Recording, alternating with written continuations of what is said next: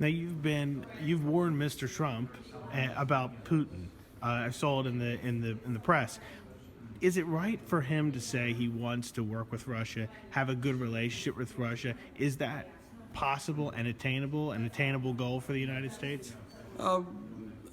Ideally, the United States, could look for good relations with most of the nations that are not posing an immediate threat. I'm not, by the way, sure that Russia, belongs to this group of nations because we already saw Russian attempts to interfere with U.S. elections, to meddle with this process, and also under Mr. Putin's rule, Russia has been steadily, attacking U.S. interest elsewhere. Again, trying to improve relations, could be a noble goal. The question of what price you're going to pay. If the price will be, the borders of Ukraine, of sovereign nations that has been invaded by Putin, if the price is security and potentially, political independence of NATO members like, Estonia, Latvia, Lithuania, if the price is, the deterioration of U.S. reputation worldwide because U.S. may not look as a reliable ally for the countries that have been working with the United States for decades, then the price is simply too high because I think the priority for this administration, is to protect U.S. interests by strengthening the United States' role as a leader of the free world. And leader means, just you show by your own example. You set high standards, and you force others, who live, on other side. What I would say, Iron Curtain, doesn't exist now anymore. But the strongmen, dictators, terrorists, and thugs to recognize that the United States could look for some kind of compromise, but it will never sacrifice values and principles that, going back to Cold War, secure the victory of the free world. And the U.S. has been so outspoken about Iran, opposing Iran because they say it's the government sponsoring terrorism.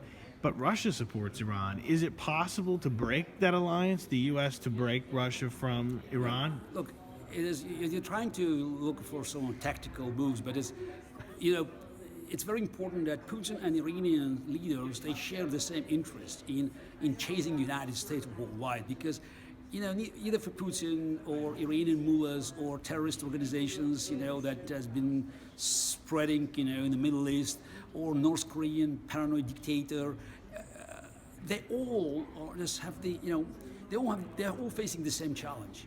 If they abandon their anti-American agenda, if they abandon the confrontation with the free world, there's nothing they can offer to their people because they cannot compete with the United States. They cannot compete with European Union on innovations, on economy, on social security, on other human services for their own people.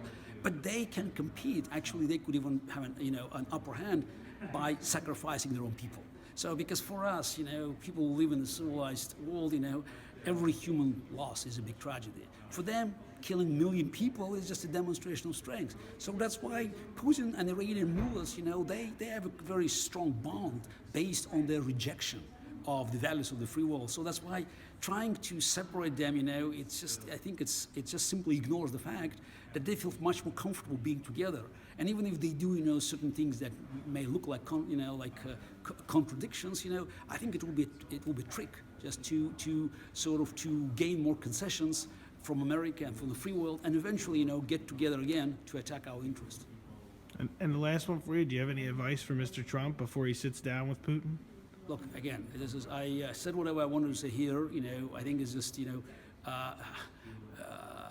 before Trump and his team, sit with Putin and Putin's henchmen, they have to realize that, there's very little actually they can discuss because Putin's agenda is so counterproductive for the U.S. interests. And unless Mr. Trump is willing to make a really bad deal, which again, I hope will not fit his philosophy that he has been promoting over decades as a great deal maker. There's very little to discuss, I think the best America can do is just simply to lay down certain conditions for Russia to meet before such meeting takes place.